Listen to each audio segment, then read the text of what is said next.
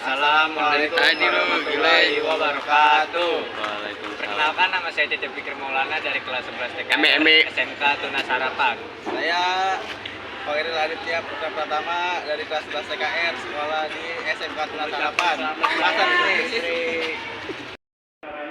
Jadi pertama saya akan menjelaskan tentang sistem starter. Di sini ada kunci kontak, kemudian ada baterai, lalu ada motor starter.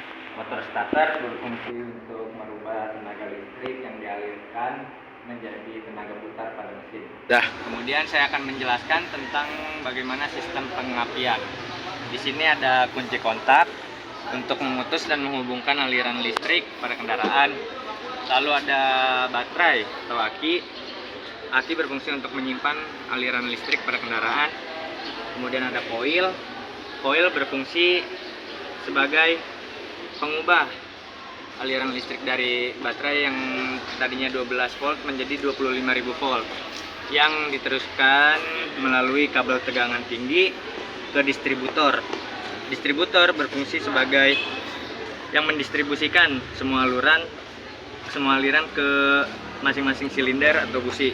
Kemudian busi berfungsi untuk mengubah aliran listrik tegangan tinggi menjadi bunga percikan api yang membakar campuran udara dan bahan bakar pada ruang bakar.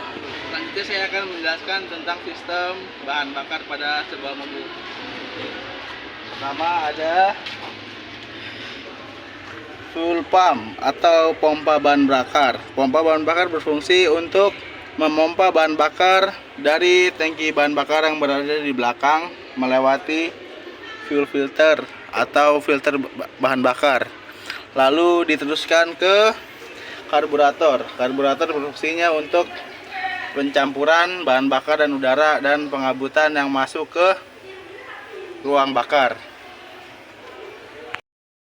Ada sistem pembuangan gas, yaitu ada pada exhaust manifold, berfungsi untuk mengumpulkan dan mengarahkan gas buang atau sisa pembakaran pada mesin. Lalu ada exhaust ataupun biasa disebut dengan knalpot. Exhaust berfungsi untuk jalur pembuangan gas atau sisa pembakaran pada mesin mobil tersebut. Dan saya akan menjelaskan tentang sistem pengisian. Di sini ada kunci kontak yang berfungsi untuk memutuskan dan menghubungkan aliran listrik. Lalu ada baterai berfungsi sebagai tempat penyimpanan energi listrik pada kendaraan. Lalu ada regulator. Regulator berfungsi untuk mengatur besaran aliran listrik yang dialirkan ke rotor koil. Dan ada alternator. Alternator berfungsi sebagai penyedia aliran listrik yang diisi ke dalam mobil dan disimpan di dalam baterai. Di sini saya akan menjelaskan tentang sistem pendingin. Sistem pendingin itu terdiri dari radiator, selang radiator, water pump, terus masuk ke blok mesin, kembali ke termostat, lalu mengalir ke radiator. Air yang diisi ke radiator akan mengalir melalui selang radiator bawah, dipompa oleh water pump. Water pump berfungsi untuk memompa air radiator dan masuk ke blok silinder mendinginkan mesin, lalu kembali ke termostat. Termostat berfungsi untuk mengatur jalannya air radiator yang masuk ke dalam mesin, lalu mengalir melalui selang radiator masuk ke radiator dan didinginkan oleh radiator dan kipas. Saya akan menjelaskan tentang sistem pelumasan pada mesin ini. Yang pertama ada oli yang dimasukkan melalui jalur ini, lalu turun ke karter oli yang ada di bawah. Dari karter oli ada oil pump yang berfungsi untuk memompa oli dari karter oli menuju ke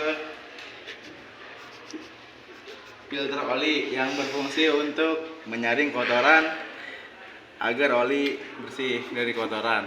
Lalu masuk ke dalam blok mesin melumaskan oli agar tidak terjadi gesekan yang menyebabkan kehausan pada komponen di dalam mesin.